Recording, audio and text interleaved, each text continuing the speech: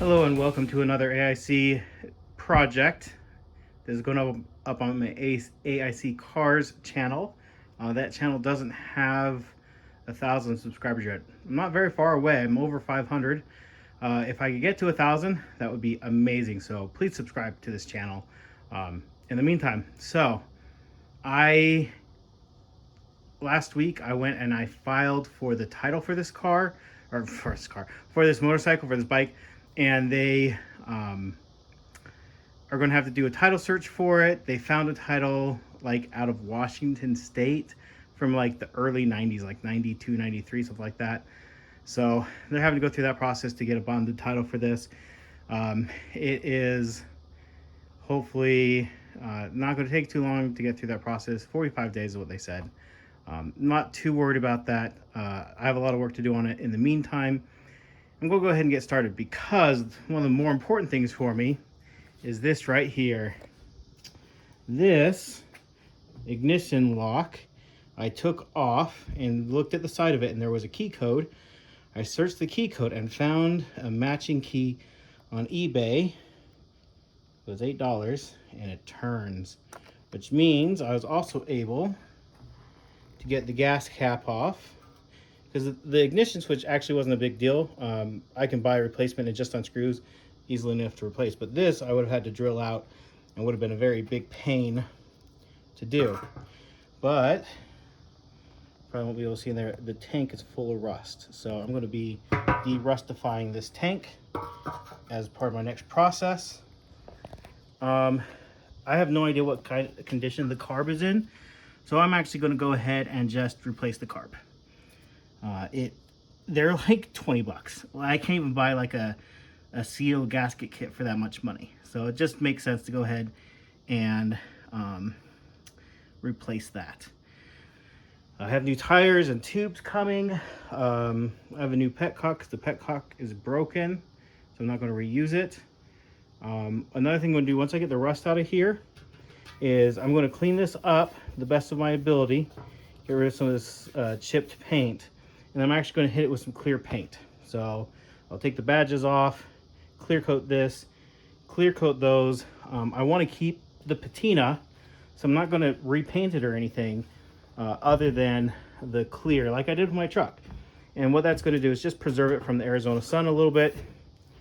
It's going to leave the scratches on there, you know, scratches of the paint, whatever, but it will look nice and keep it lasting a long time. I'm going to need to replace these. This one's broken. This one's okay.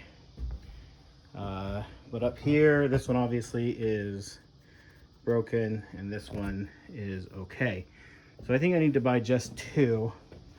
And I think they match front to back. So what I'll probably do is take the good one that's up there, move it back here, and buy a new set, hopefully with some bright LEDs in the front there. We'll see. I don't know what my options are, so there is that.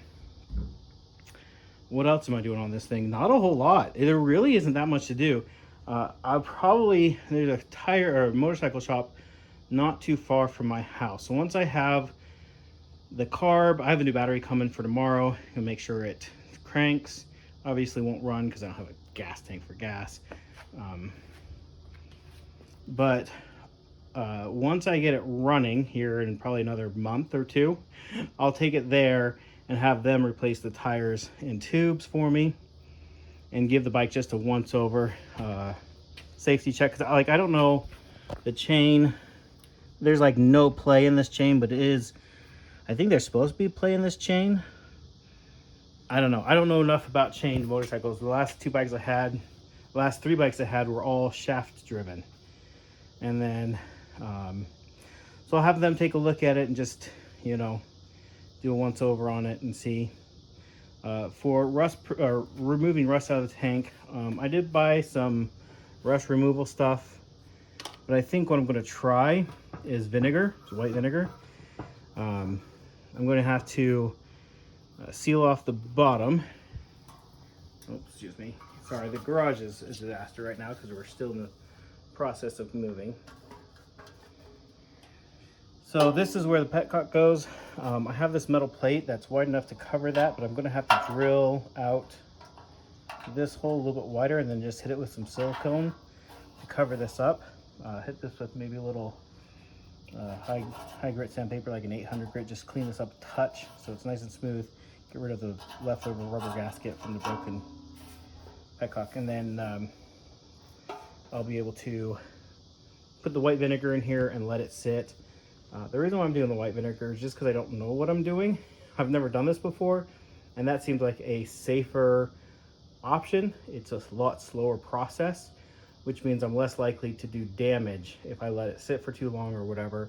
But I don't think I'm going to have any rust holes in here. The metal feels really solid all throughout, so I think it's mostly just surface rust.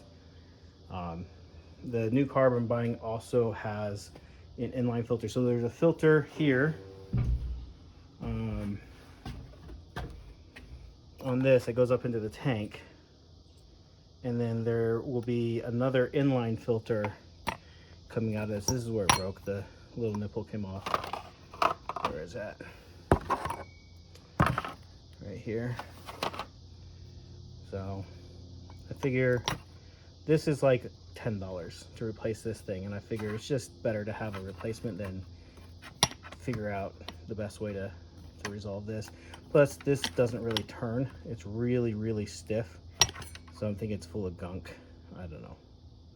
I may still fix this. We'll see. I'm not 100% sure what I'm going to do with this. So I did buy a replacement, but it's coming from China, so we'll see what quality it has, and then I'll at least need a new O-ring or something for this because that looks super dead.